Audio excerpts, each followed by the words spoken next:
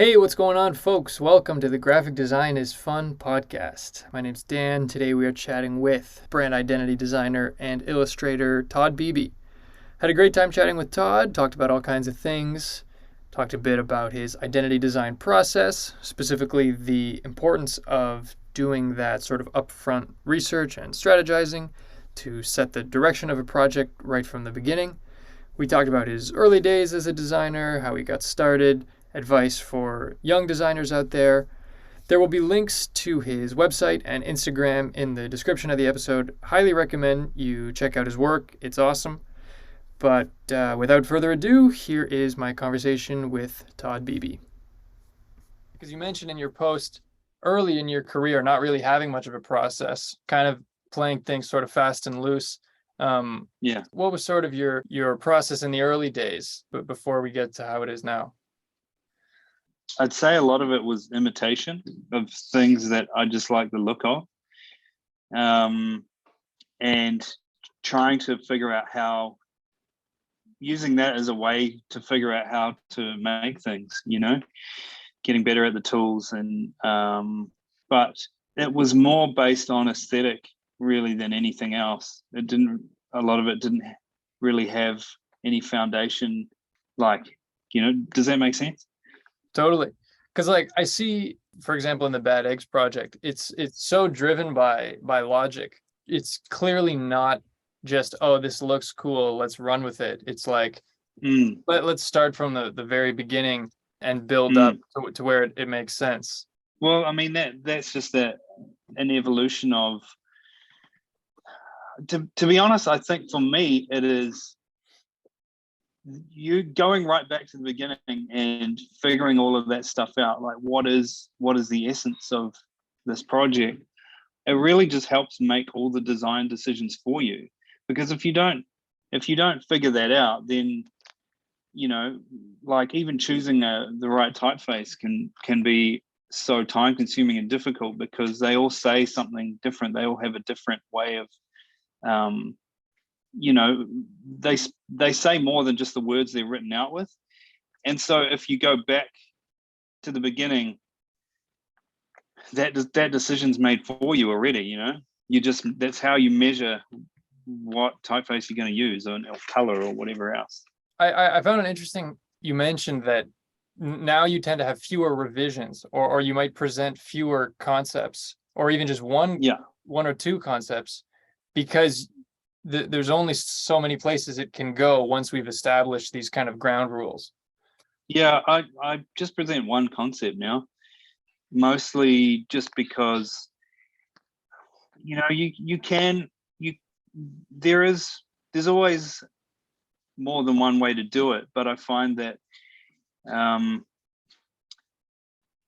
if it's just me doing it, or just me and whatever team I'm working with, there's always going to be one concept that we come up with that's clearly better than the other ones, Yeah. And presenting one is really just about presenting the client the best solution for the problem.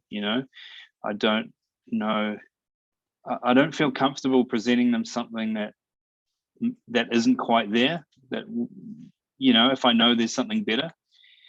Does that make sense? Yeah, 100%. I mean, I've been in the situation where someone is expecting 5 or some large insane number of logo proposals. Yeah. And you think to yourself, well, there's one good one and there's one okay one, and then there's 3 that are just filler, or and the fact that you're presenting them means that they could choose any one of them. So to show them anything that you didn't think was right, or was sort of as good as it could be, is sort of just wasting their time.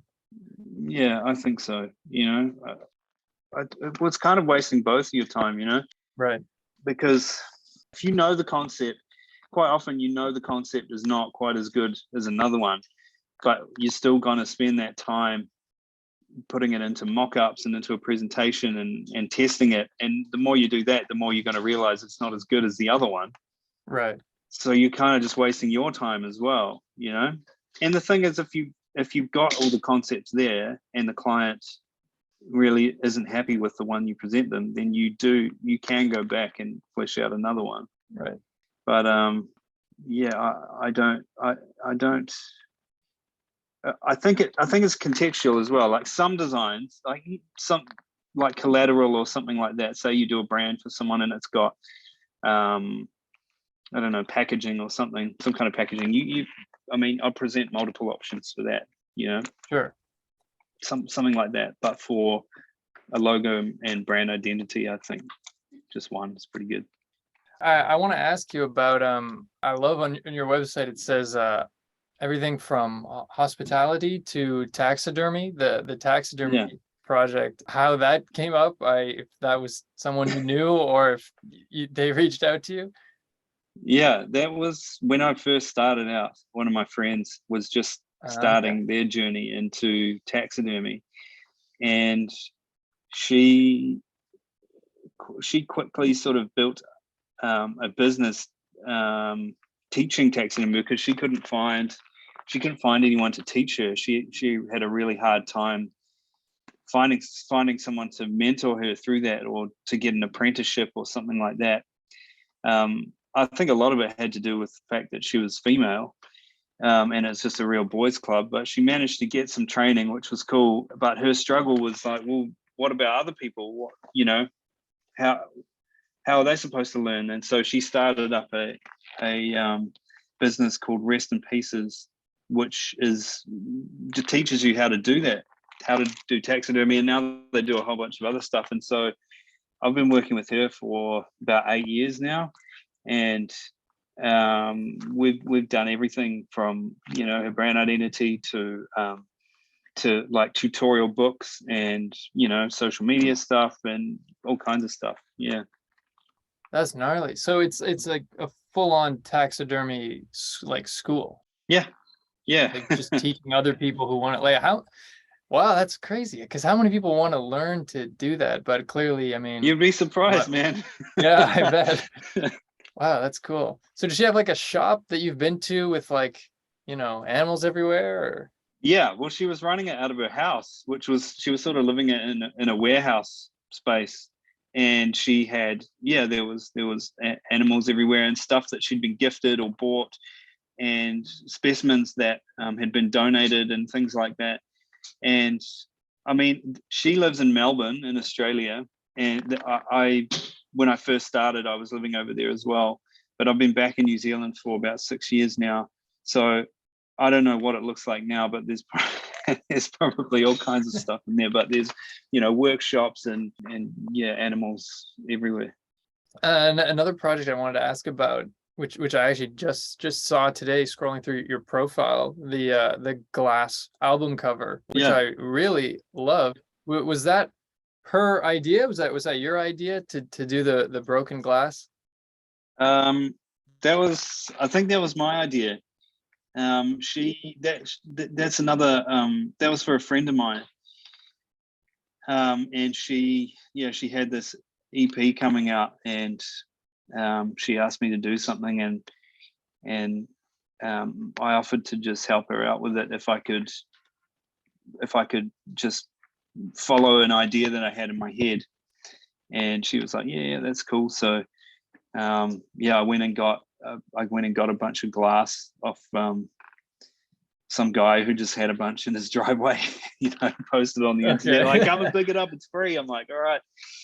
And then I made about four different paints, painted four different paints, and then I was gonna yeah, ask if that was first try because it broke nice, but there were a few different paints.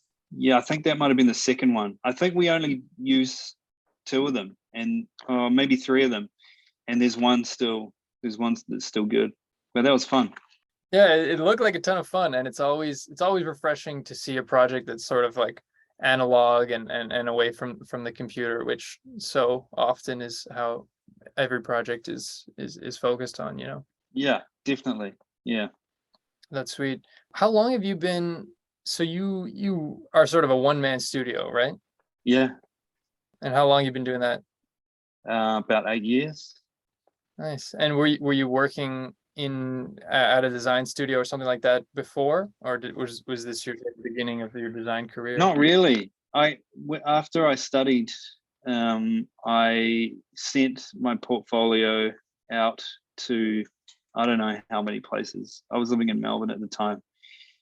There were a lot of agencies there. And I didn't really get any replies. And to be honest, if I got sent that portfolio, I probably wouldn't reply either. Yeah. But and so I just got impatient and was like, all right, well, I'm just going to start doing this for friends and whoever Right. wants something done, I did get one reply though from a studio in Melbourne called Studio Pardon, and they were cool. They had me up to help me with a few things, and they were really cool. They sort of mentored me through a little bit of stuff for about a year on and off. But besides that, I haven't really done a lot of working for other companies. I'm only just sort of starting to work with agencies now. So this agency, you worked with them, or like in what way did they mentor you? You were sort of like have hard time there? Yeah, it was like a part-time gig. I'd go up there, 1 or 2 days a week, and they'd give me some pretty basic tasks to do, and then sort of help me with decisions, and sort of showed me the ropes a little bit, Yeah. and what things were important to spend time on, and what things weren't so important to spend time on, and that sort of thing. And they were really just nice people. It was just a couple, like they ran a studio out of their house. Okay, yeah. They lived in like a tall kind of townhouse, and it was like a 3-story kind of apartment sort of thing, and one of the floors was their studio. And they were really cool. I still stay in touch with them now. They're really, really nice couple, and they showed me, they helped me with a lot of stuff. And then when I came back and had questions about business and things like that, they helped me with that sort of stuff too. Would you say you have any advice for someone in a similar position who's applying to things and not hearing anything back, and maybe just wanting to do it themselves? If I had to do it again, I'm not sure I would do the same thing. Yeah. I think it's cool to, if you have friends and stuff that want help with projects, or they have work for you, then you should definitely do it. But I think keep going with the applying for jobs, whether it's an in-house job or an agency job, because learning from other designers, especially people who are down the road a bit further than you, is just invaluable information. I didn't start working with other people until sort of like 3 or 4 years into my journey. So I did that. I guess it wasn't really an internship. It was maybe it was, I don't know. With Studio Pardon, and then when I came back to New Zealand, I worked part-time again with like they were like mostly a signage and production company, but they did a little bit of graphic design, and so I worked there for a little bit as well. And then a couple of years ago, I moved into a shared space with a bunch of other graphic designers, and that was when my learning really started to go up and up, because the people I was around were like way more far ahead than what I was. And so it was amazing, like learning from them and getting feedback from them and talking about projects together and that sort of thing. So I think just being around other people is really important. And yeah, that would be my advice. Work for friends, but try and get in somewhere where you can be around other designers. I think that's excellent advice. All All right. Nice. Well, you got anything else to say? Where can people find you if they want to follow your work? Yeah, I mean, you can find me on Instagram. It's my name, Todd _Beeby. and you can find me on my website, toddbeeby.net. They're probably the places that are the best places to go. Sweet. Well, thanks again for your time, and thanks for having me. Hey, it was my cool pleasure. to chat about that stuff. Yeah. Hopefully Someone out there is listening. Yeah. Cool, man. Thank you guys so much for listening to this first episode of the podcast. Had a blast chatting with Todd. Make sure to go check out his work, and hope you have a wonderful day.